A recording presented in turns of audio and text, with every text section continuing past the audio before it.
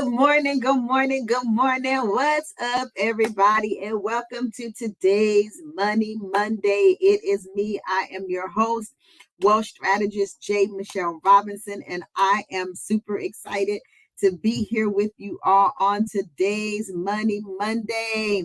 Go ahead and like and share. Good morning, honey bunches. Pastor, good morning. Great to see you. Please do like and share, subscribe to the channel. Do all those things that we do on social media to make sure that we are getting this information out to the masses. It is so important that we get this information out. As I often say, there is no shortage of wealth or resources here in the planet Earth. The issue is access, information, and education. And part of the thing with information and education is people are not exposing themselves to the information that is needed for them to be able to tap into wealth. So those are the types of things that we are talking about on Money Monday. Last week, we answered some frequently asked questions about life insurance. And as I will always say, hands down, life insurance is the foundation of building wealth. A lot of people will say it's home ownership, and I disagree with that, because if you purchase a home, if you own a home, and it's not paid off and something happens to you, if there's no life insurance, what is going to protect and preserve your asset? So life insurance is the foundation. But today I want to talk about something a little bit different. And really, this is going to be very, very, very high level. I'm always available, me or someone from my team, to provide consultations. Part of our business model is to provide full financial strategy. Here on Money Mondays, I try to keep it to a high level overview of any particular topic.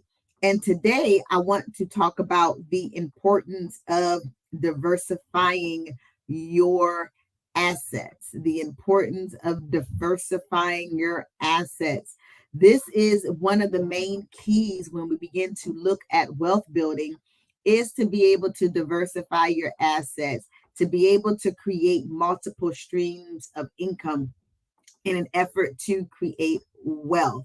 This is so important, and it's also very foundational, because here is the reality. We want to make sure, good morning, Mom, how are you? We want to make sure that we get to a place where we are not dependent upon one stream of income, because the reality is, with volatility, and when I talk about volatility, volatility occurs in many different areas. It occurs in the economy.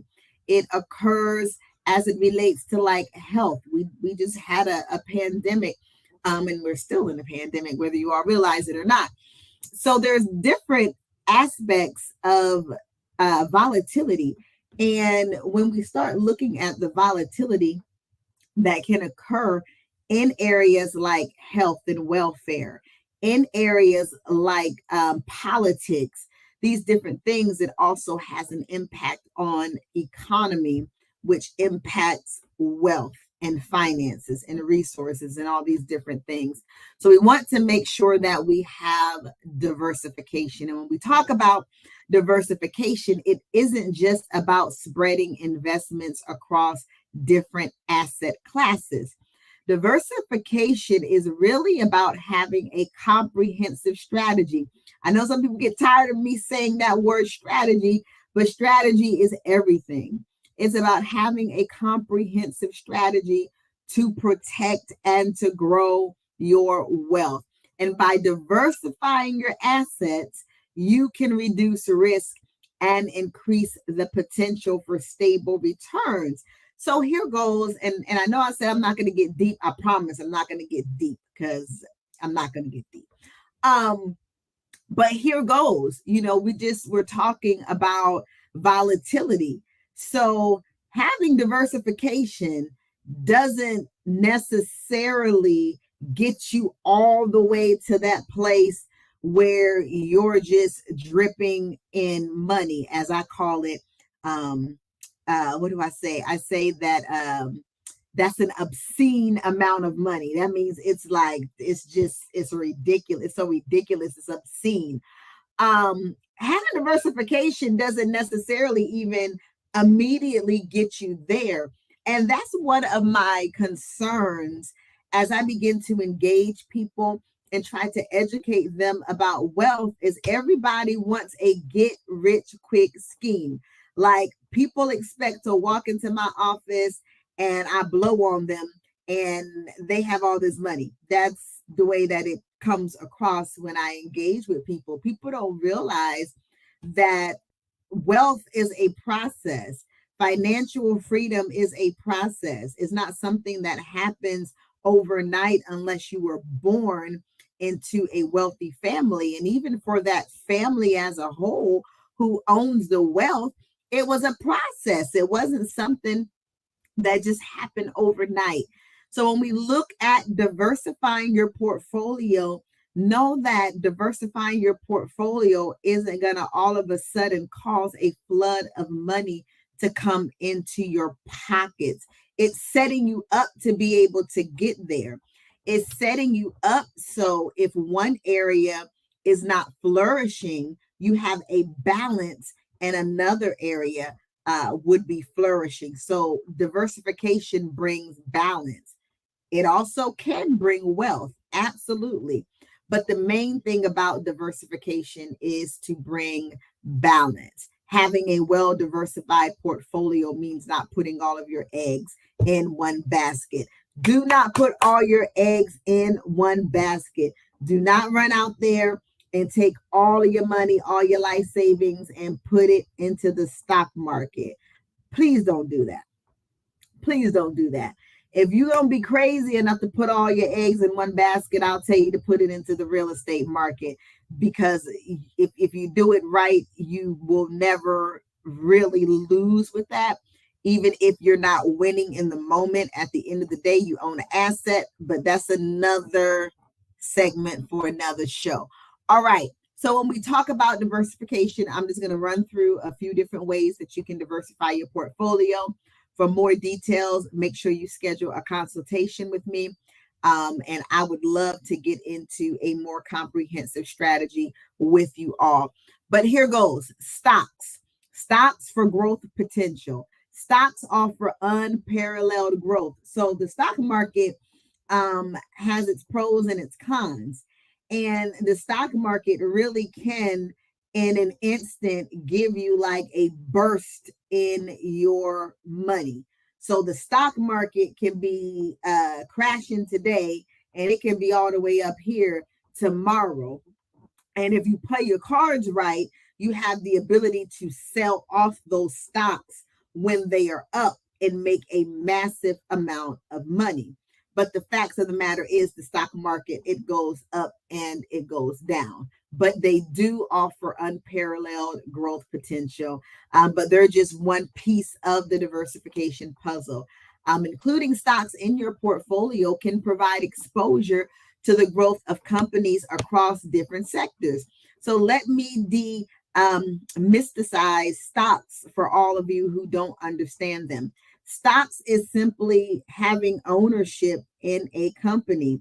When you buy a stock, you are, and I'm going to just make it a visual for you. This is not necessarily what literally happens, but it's almost like, so let's say that a stock in Microsoft is $250. I believe they cost way more than that.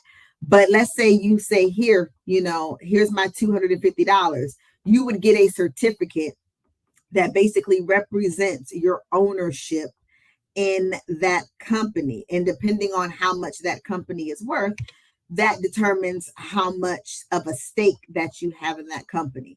So if the stock is $250, you buy $1,000 worth of stock, then you have like 4 shares. So you would not literally, but get like 4 certificates of ownership for that particular company. That's all that a stock is. It's purchasing shares in a company. Companies are typically owned by shareholders, and those shareholders are people who own stock in the company. The more shares that you have, you can get to a place where you have the decision-making authority in that company. Those of us who own shares in companies know that we get those emails for those meetings to vote. As shareholders in a company, you are often called upon to vote on different things, different business related to the company. Unfortunately, the average person is not participating in those meetings because they don't own enough stock to really be attentive to what's going on. But that's just a little bit about stocks. That's simply owning shares in a company. Bonds. Bonds are for stability and income. Okay, that's what bonds are for. And bonds are so critical to having a balanced portfolio, specifically when you start looking at the electronic aspect of it. So when you start looking at stocks, bonds are the balance to stocks because stocks are very volatile. They go up and down. There's never a lot of steadiness in the stock market. Bonds are very steady and very balanced because bonds, especially government or high quality corporate bonds, they offer stability and they act as a buffer during market downturns. The regular interest payments from bonds can provide a reliable income stream, making them an essential component of a balanced portfolio. Again, let me emphasize this, and maybe I didn't already say it, so just let me emphasize it right now. You're not going to get huge returns if you don't invest a significant amount of money in the stock market. And, I tell these stories because I have the most interesting conversations with clients or potential clients sometimes. And it just tickles me because, you'll have folks that want to put, a few $100s, maybe even a couple of $1,000s in the stock market. And it's like they're expecting these millions and millions of dollars of return. And when I explain to them, no, you're going to get, a steady maybe 3%. Yes, there's the upside potential of 8%. There's been times where, it's hit, 14% or whatever. But for the most part, you can expect maybe an average of 8%. The most likely thing is 3%. Then you got to balance that with when it crashes and how it averages and balances it out. And people just can't grasp it because everybody wants to be a overnight millionaire. But unless you play in the mega millions, you're not going to become an overnight millionaire. All right, real estate for passive income and appreciation. Real estate is one of the most powerful asset classes when it comes to diversification, and it offers both passive income and appreciation. And so this is why I say with real estate, you can never lose, because if I purchase or invest in purchasing a piece of property as an investment, and let's say the mortgage that I have to pay, I don't buy the house flat out. The mortgage is $800 and the renter that's in it is only paying $1,000, or maybe it's only $900, or maybe the market value, however it is a break even. The wrong mindset would look at that like I'm not making any money, because on a monthly basis, if the renter is not paying more than what the mortgage is on that house, it comes across like you're losing. You're not making any money, but that's the wrong mindset to have, because when you purchase a piece of real estate for investment reasons, you have an asset. That's just the bottom line to it. So you can be holding a variety of properties and not be making a single dime on a monthly basis. You can be holding multiple properties and not have any renters in them, and they're sitting on the market, waiting to be sold. And it could seem like you're losing money, but you're really not, because you have an asset that is appreciating.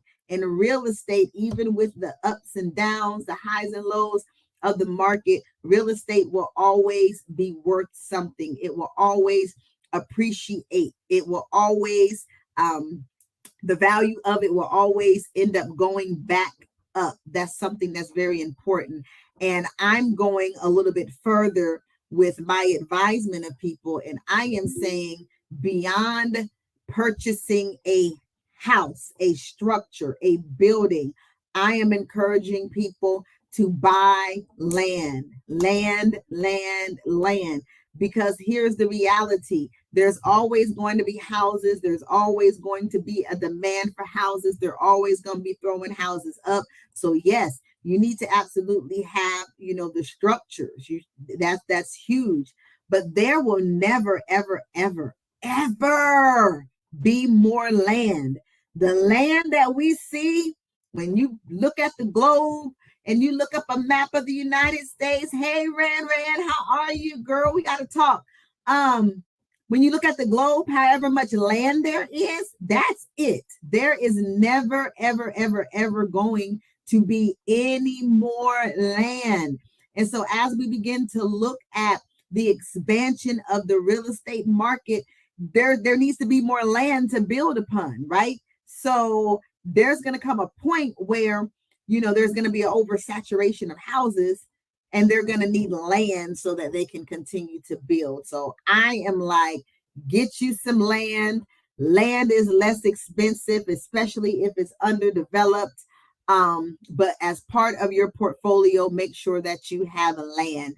Okay, moving right along, there are alternative investments that you should also be leveraging to diversify your portfolio. Those things include private equity and venture capital investments.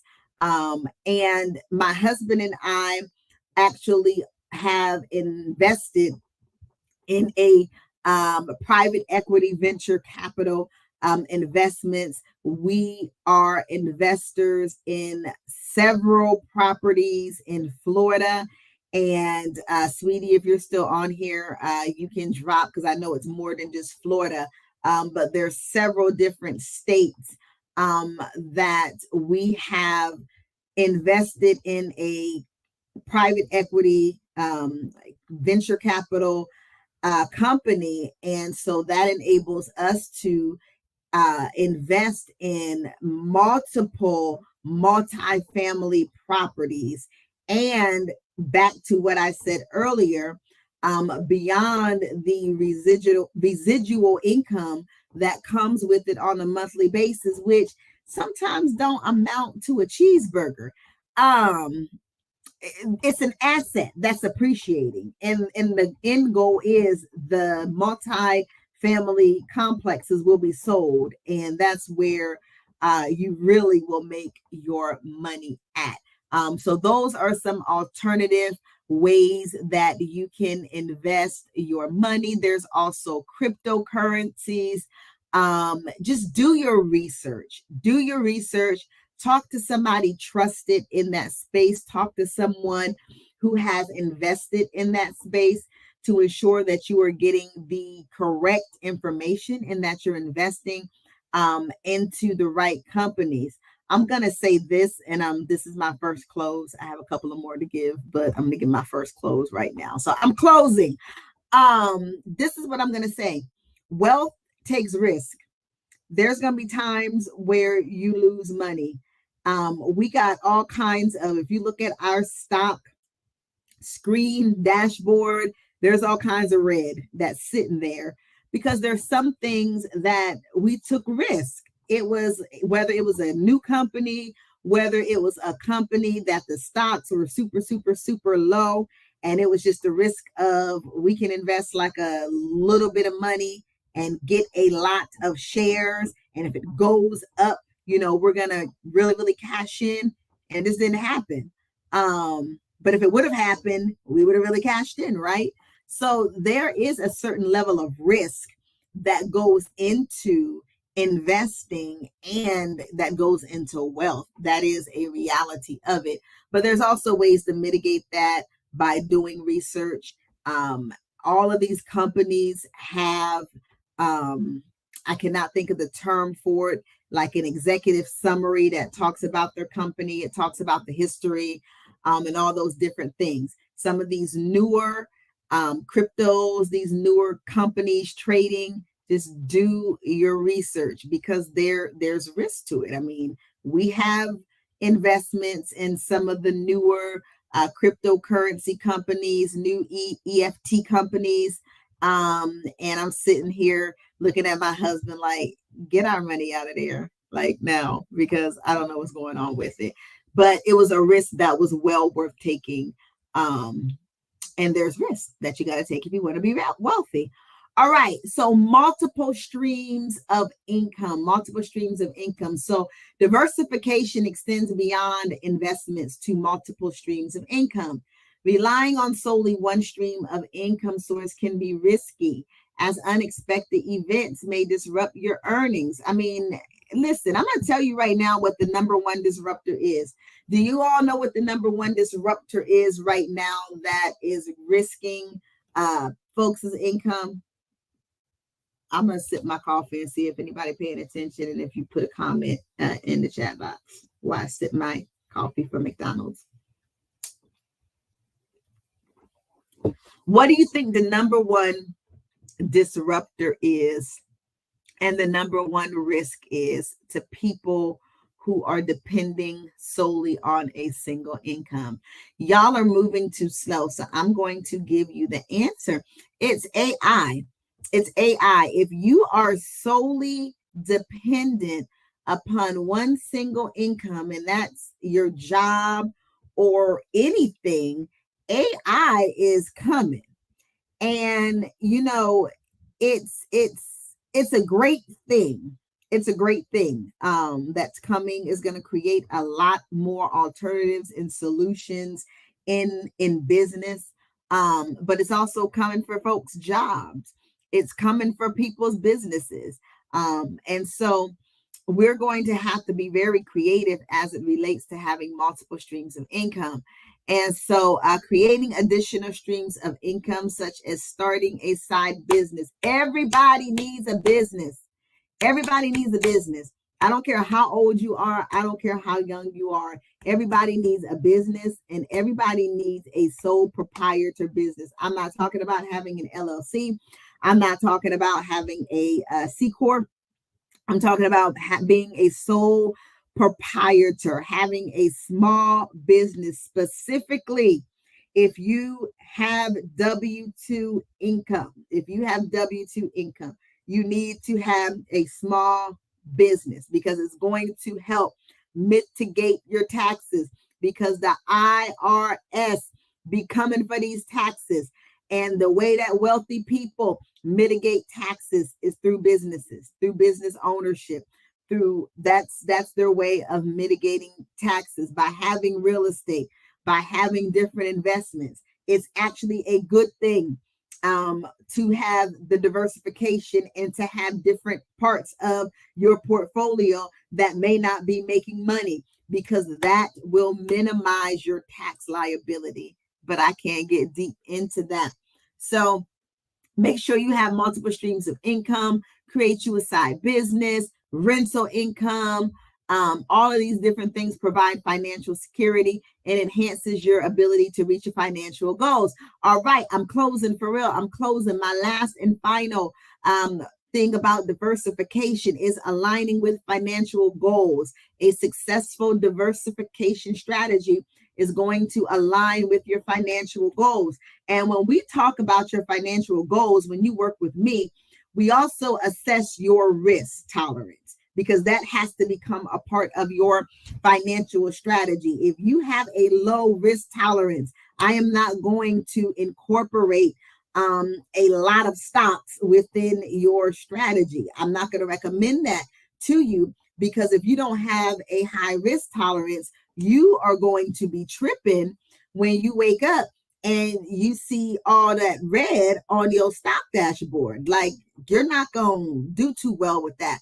So make sure that whatever your diversification strategy is, that it aligns with your financial goals. It aligns with your risk tolerance. Make sure you tailor your investments and income streams based on your short-term and long-term objectives. And whether you're planning for retirement, saving for a down payment on a home, or funding your children's education, diversification can help you achieve these milestones more effectively. Make sure you have cash value life insurance that you can tap into, even to make some of these investments. Instead of taking from your liquid cash that you're earning and making, utilize the cash value in your life insurance policies to invest in the stock market. Make sure you talk to a professional before you do this, but absolutely leverage the cash value in your life insurance for the down payment on your house. These are things that you need to start considering when you start talking about diversification. That concludes my talk with you today about the importance of diversifying your portfolio. Before we sign off today, I want to remind you about a few very, very important opportunities, important ways for you to invest in yourself. Don't forget the Let's Get Covered life insurance campaign. As I mentioned last week, life insurance is a crucial aspect of protecting your loved ones and ensuring their financial stability in the event of something expected. But it's not only about protecting your loved ones in the event something were to happen to you. Life insurance can be leveraged as a tool for creating wealth.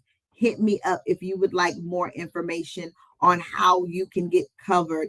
Additionally, if you are burdened by debt, I encourage you to join our Get Out of Debt campaign. We are working with families to get them out of debt in 10 years or less, to include your mortgage and your student loans.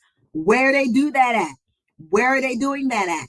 We are getting families out of debt in 10 years or less. And here we go. You know, there's always somebody that's like, 10 years? That's a long time. Well, you done been in debt for 30, 40 years. I mean, what you expect me to, just blow on you and the debt go away? We got to have a strategy. It's a process. And I said 10 years or less. So it doesn't take 10 years for everybody. That 10 years is usually a high point for someone that has a 30-year mortgage. But I think 10 years is a good trade for 30 years. Good morning, Mama Melanie. How are you doing? It's good to see you on here today. All right. So if you found today's Money Monday valuable and you would like personalized guidance tailored to your specific financial goals, I invite you to schedule a consultation with me or one of my experts. We are here to provide you with financial professional advice, create roadmap and financial strategy to help you on your financial journey and help you achieve the financial independence that you deserve, because you deserve to be financially free. Lastly, finally, brethren, I want to ask you for your support in spreading the word about our services to your friends and to your family. If you know someone who could benefit from my expertise, from our expertise, please refer them to us. Together, we can empower more individuals to take charge of their finances and strive for a better future. I may not have what you need, or so you think, but somebody you know needs what I have. And I am on a mission to bring wealth and value to the world. And I need your help getting me to the world. Thank you so much for tuning in. Join us next time as we explore more topics related to personal finance. Until then, stay focused and keep working on making your financial dreams come true. This has been awesome. It's me, wealth strategist J. Michelle Robinson, and I am signing off. Gotta get your money right. Gotta get your money right.